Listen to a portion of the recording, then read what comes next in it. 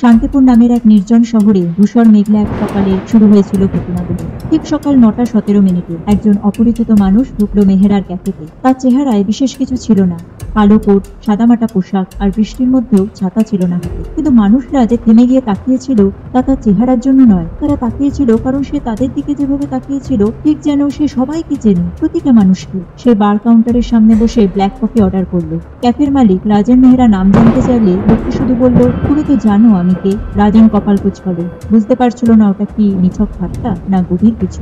লোকটার কণ্ঠ ছিল শান্ত, আত্মবিশ্বাসী, কিন্তু তার নিচে যেন একটা চাপা গর্জন ছিল, একটা হারিয়ে যাওয়া স্মৃতির প্রতিধ্বনি। ঠিক তখনই ক্যাফেতে ঢুকলেন মিসেস লতা সিনহা। তিনি স্থানীয় বিধায়কের স্ত্রী, মার্জিত সুন্দর ব্যবহারে অভ্যস্ত। তিনি অপরিচিত লোকটিকে দেখে এক মুহূর্তে স্থির হয়ে গেলেন। হাতে ধরা পার্স কেঁপে উঠল তার। লোকটা মৃদু হেসে বলল, তোমার স্বামী এখনো জানে না সুন্দরবাগের ছেলেটার কথা, তাই তো? লতার মুখ সাদা হয়ে গেল। তিনি একটা কথাও না বলে চুপচাপ বেরিয়ে গেলেন ক্যাফে থেকে। তরুণ রায়, শহরের বেকারির মালিককে এসে বলল, 2017 আগুনটা দুর্ঘটনা ছিল না, তুমি গ্যাস অফ করতে ভুলে গিয়েছিলে, আর সেটা তুমি জানো। ইন্সপেক্টর রাঠোরকে সে ফিসফিসিয়ে বলল, হারিয়ে যাওয়া মেয়েটার দেহ ঠিক সেখানে আছে যেখানটা তোমার দুঃস্বপ্নে আসে। এক এক করে মানুষ নিজের দরজা বন্ধ করতে শুরু করলো। দোকানগুলোর শাটার নামিয়ে দেওয়া হলো, জানলাগুলোর পর্দা বন্ধ করা হলো। কেউ জানতো না লোকটার নাম কিংবা কিভাবে সে এত কিছু জানে, কিন্তু ভয় ছিল বাস্তব, কারণ সে অনুমান করছিল না, সে সত্যিটা জানত। সন্ধ্যার দিকে ঈশিতা দাস, 29 বছরের এক লাইব্রেরিয়ান, শহরের অঘোষিত তথ্য সংরক্ষক, ঠিক করলেন লোকটার মুখোমুখি হবেন। আপনি যথেষ্ট আতঙ্ক ছড়িয়েছেন, বললেন তিনি, লোকটার টেবিলের সামনে দাঁড়িয়ে। আপনি কে? লোকটা মাথা তুলে তাকালো, আর দিনের মধ্যে প্রথমবার তার চোখে এক অদ্ভুত আলো জ্বলে উঠল। চেনা নাকি মুক্তির স্বস্তি। তুমি আমাকে চিনতে পারো ঈশিতা, সে মৃদু স্বরে বলল।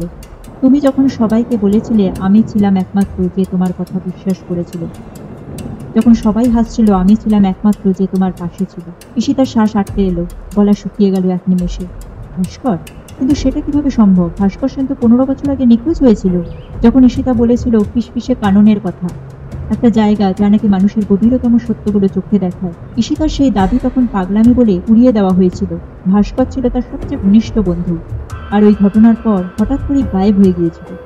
আমি গিয়েছিলাম ওখানে, ভাস্কর বলল। আমি শুনেছিলাম। ওই কানন আমাকে বলেছিল অনেক কিছু, সবার কথা, এই শহরের কথা, আর তোমার কথা। ঈশিতা এক পা পিছিয়ে গেল, বুঝতে পারছিল না বিশ্বাস করবে না পালাবে। তুমি এখন কেন ফিরলে? ভাস্কর বলল, কারণ এই শহরের মিথ্যাগুলো এখন এতটাই ঘন হয়ে গেছে যে সত্য তার দাঁত বের করছে, সত্য অপেক্ষা করছে। ঠিক তখনই বাইরে শব্দ উঠল, সাইরেন, লোকেরা পুলিশ ডেকেছিল। ভাস্কর উঠে দাঁড়ালো, কফির টেবিলে টাকা রেখে দিল। আমি বাধা দেবো না, সে বলল। তারা আমাকে নিয়ে যাক, কিন্তু যা আসছে তাকে কেউ থামাতে পারবে না।